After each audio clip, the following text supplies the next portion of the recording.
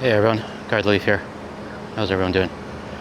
Today in this video, I want to talk about a couple things. Where I'm at right now is actually, let me go back and show you the vantage. This is like one of the, I guess, most Instagram locations in KL because you can see from the view, there's a pretty good view of the towers here. So I actually had to wait my turn because there's a lot of people trying to get photos here.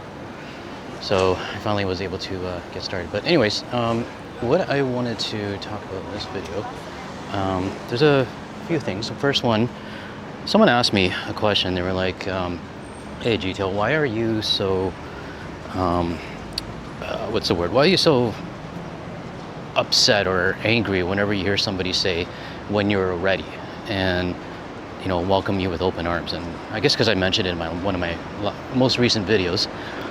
And I'm going to explain that, so I'll explain that later. But what you're looking at right now, I guess they call this area the Row, because there's a lot of shops and restaurants, event locations, things like that.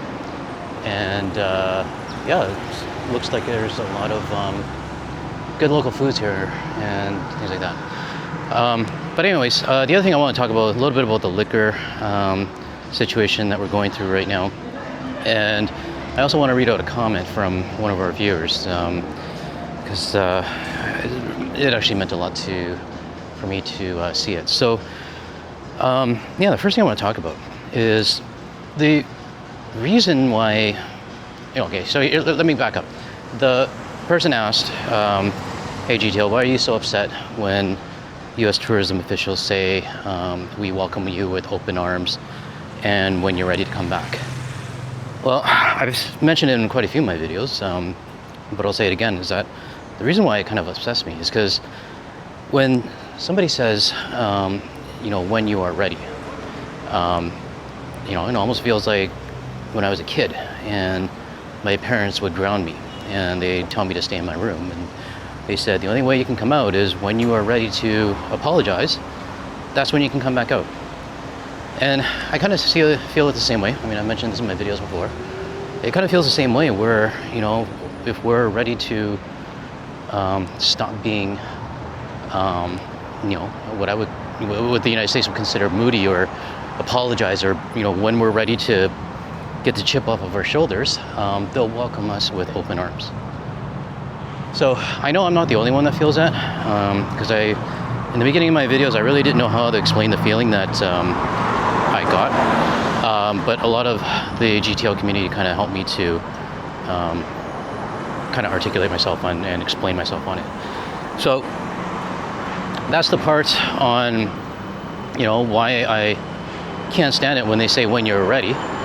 But the welcome with open arms kind of thing is a little, sorry, the train's going by right now. You can kind of see it up there. It's I don't know how loud this is going to be, but back to what I was saying is that the reason why, oh God, it's so noisy here. I have my headphones in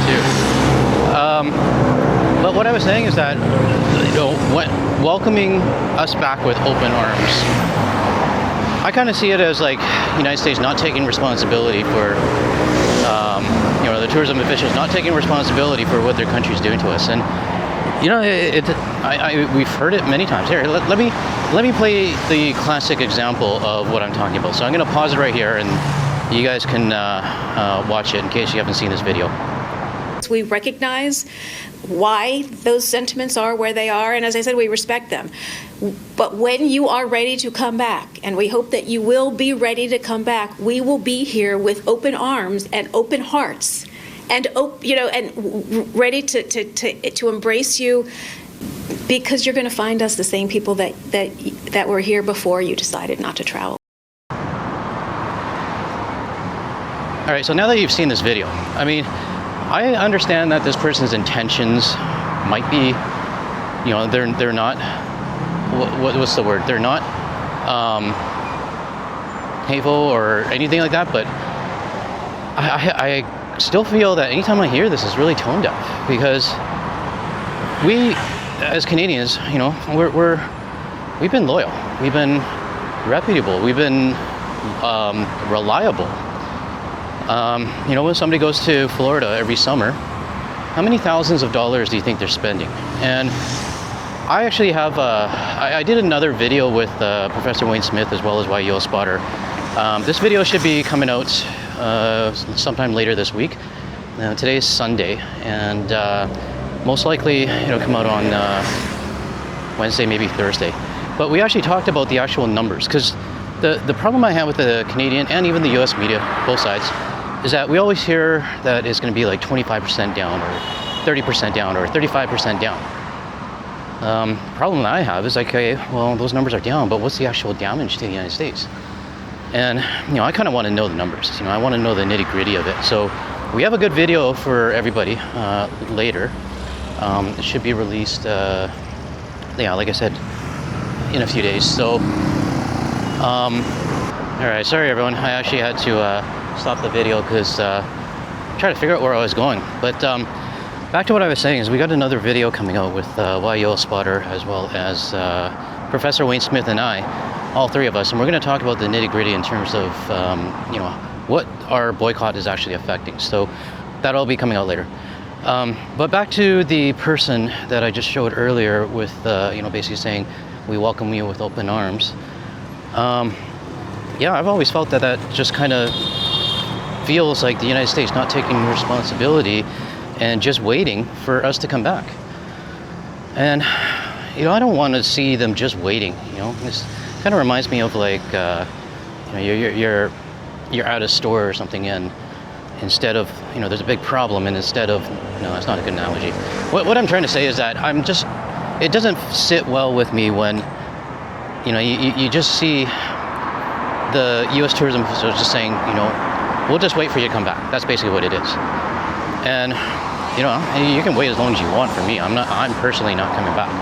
And that's coming from somebody who spent way too much money in the United States, way too much time.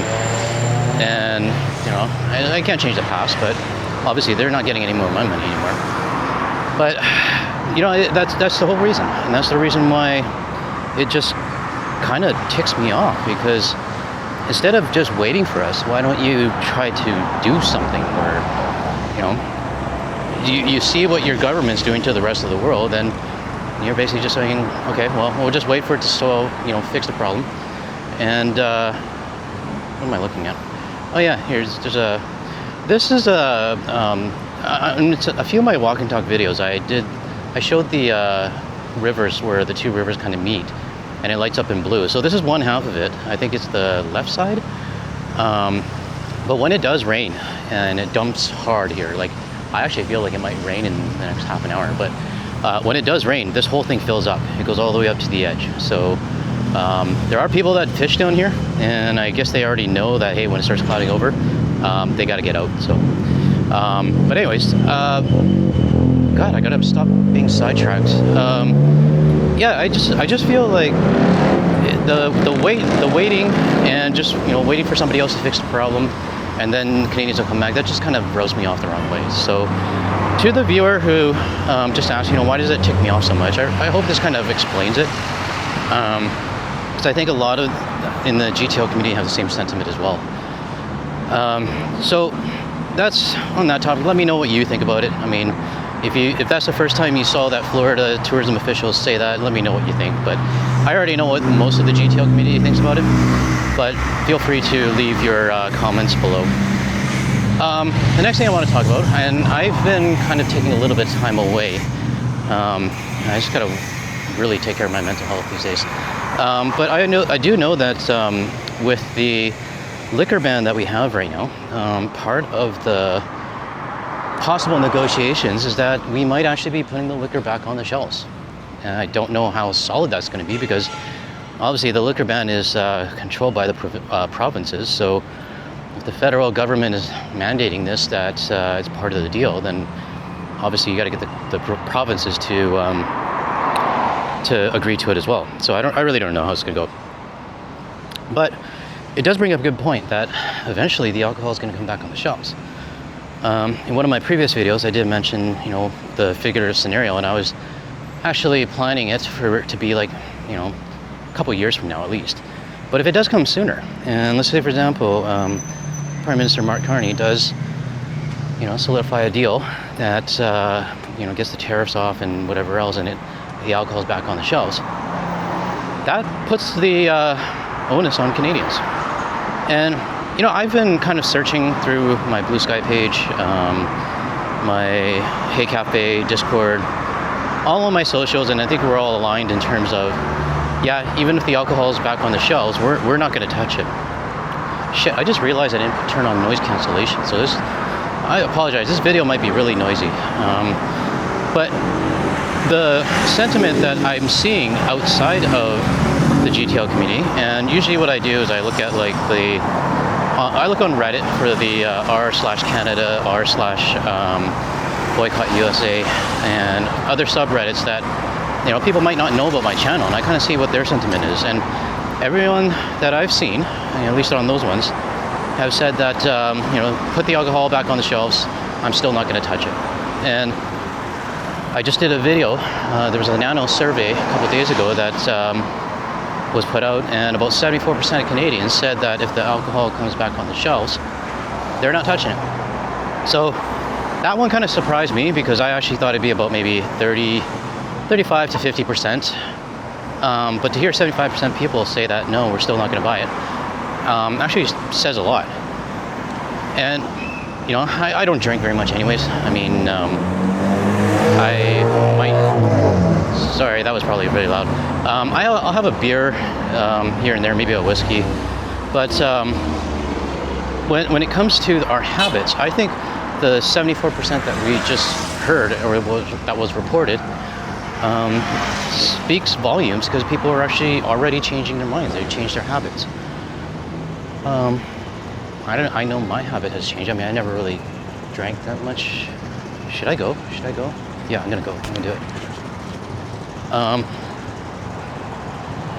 Sorry, I just want to make sure I'm not gonna get hit by a car or a bike. But yeah, 74% really shows that Canadians have changed their habit. And I just want to get everybody prepared, because in the event that the alcohol does come on the shelves, it's going to come fast. What I would foresee is that, let's say for example, Prime Minister Mark Carney and Dominic LeBlanc, they make a deal, and I'm going to try crossing again. A deal comes out. What's going to happen is that it's going to come in fast, meaning within a couple of days.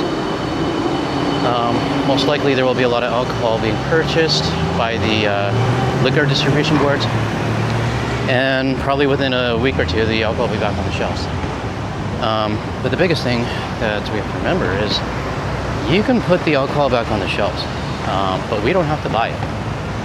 And what I would love to see, I mean, it's just me kind of hopefully visioning this, is that the provincial liquor boards will be buying the alcohol, and or the U.S. alcohol will be put back on the shelves, and nobody buys it. So, on their next order, they're not going to be purchasing as much as, oh shit, I gotta run now. They won't be purchasing as much as they normally would. And, there's always going to be that 25% that are still going to buy. Fair enough, they can buy whatever they want, but I just hope that what happens is that if and when it does come back on the shelves, we still prove our point. We still send our message that, hey, we don't want your shit on our shelves. So, yeah, I guess I just want to clarify on that and give my thoughts on it, because I think I left out a few things in my previous video. But yeah, let me know your thoughts below. I'm kind of curious to see what everybody thinks about this potential deal that might involve putting the liquor back on the shelves. So let me know your thoughts on that. And the last thing I want to talk about is a comment from one of our viewers. This comment is from Monica, and I'm going to read it out. I feel like this channel is important. As a Canadian with a family that is not passionate nor willing to acknowledge the threat that the US is to us now, you definitely helped me. Honestly, there are... sorry, hang on. I'm in the way. Honestly, you're able to articulate how I'm feeling better than I can. Hearing that others feel the same as I do helps more than you know. That being said, I feel like it's important that take some mental health breaks, and that's okay, which I'm doing a lot more on, so thank you for that. Wish you and those you love all the best.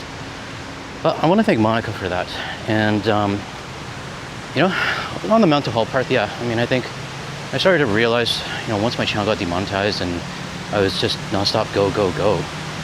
I was kind of deep into the zone, just making sure that I got all the videos out. And, you know, I cut it down to one video a day, which it's more relaxing, but I'm still fighting through this thing where it's like, oh my God, there's another video, or oh my God, this came out, and I need to talk about it.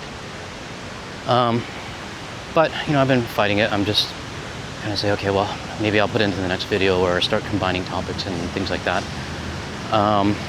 But, you know, I think I've really started to kind of help my mental health, if that makes sense. So,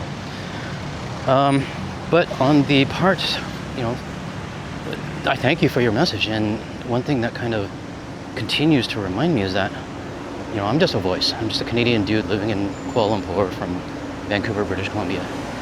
And hang on a second here. Yeah, I'm just a Canadian trying to voice out his concerns and stand up for his country. I never thought this would I never thought this would really take off, to be honest. Hang on, I want to make sure I don't get hit. Someone told me, GTL, you got to be careful when you're doing your walk and talk videos, because one day you're going to be doing a lie in bed video from the hospital, and your opening is going to be, hey GTL, or hey, this is GTL coming to you today from the hospital. So yeah, I gotta kind of watch where I'm going. But on a side note, medical here in Malaysia is free, so you know, my taxes I'm paying here are paying for it, so it's not like I have to take a mortgage out if I get hit by a car. So but yeah, I mean, back to what I was saying is that just one guy. I'm just one person, and thank you. I just want to, you know, express myself, and thankfully and humbling, I am speaking for many of you. So like I said, I'm trying to think of ways to, you know, utilize my channel more. I mean, now that I'm demonetized, and you know, I'm kind of really doing this because I still want to. And I've had people in the beginning tell me, oh, you're just creating this channel for money and you don't care about Canada. Well, now I'm not getting the money and I'm still making the videos. So what do you got to say about that, asshole? But, you know, I appreciate everybody's support. I mean, you know, the Buy Me a Coffee and Substack, it has helped. And, you know, it's also acknowledging the work that I'm doing. So, but I also wanted to kind of get this channel more on the community side. So, you know, I got Professor Wayne Smith as well as YO Spotter. I have another interview lined up and things like that.